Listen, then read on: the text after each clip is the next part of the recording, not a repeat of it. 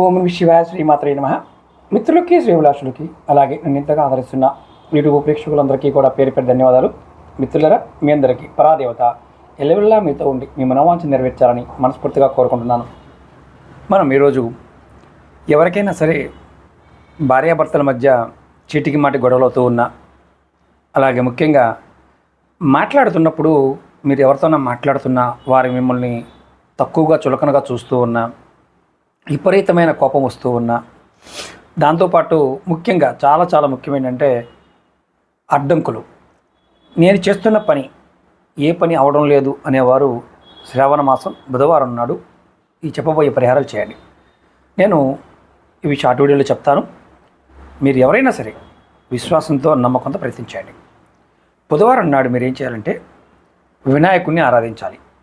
వినాయకుడిని ఆరాధించడం వల్ల అడ్డంకులు అలాగే పనుల్లో వచ్చే ఇబ్బందులు తొలగిపోయి ఖచ్చితంగా విజయాన్ని సాధిస్తారు. బుధవారం ఉదయం స్నానం చేసిన తర్వాత మీరు మీ ఇంట్లో వినాయకుడి యొక్క చిత్రపటం ముందు కూర్చొని వినాయకుడికి ఎర్రటి పువ్వులు, బెల్లము, గరిక సమర్పించండి. ఈ తర్వాత మీరు ఈ పూజ చేసేటప్పుడు ఓం గం గణపతియే నమః అనే మంత్రాన్ని 108 సార్లు జపించండి. ఈ మంత్రం మీ సంకల్పాన్ని బలోపేతం చేస్తుంది, మీకున్న సమస్యల్ని తొలగిస్తుంది.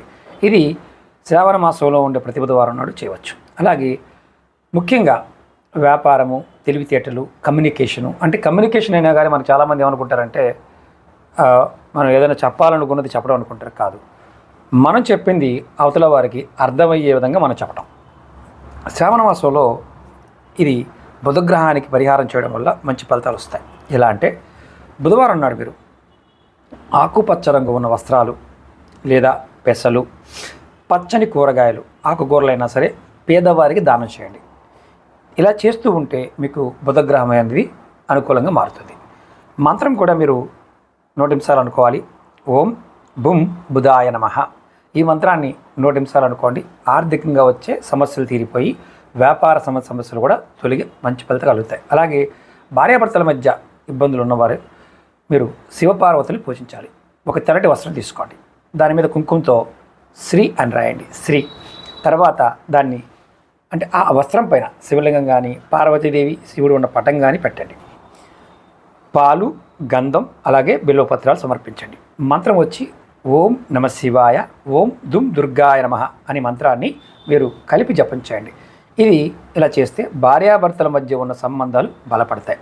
ఈ పరిహారాన్ని విశ్వాసంతో, నిష్ఠతో, నియమంగా చేయండి. మంచి ఫలితాన్ని పొందుతారు.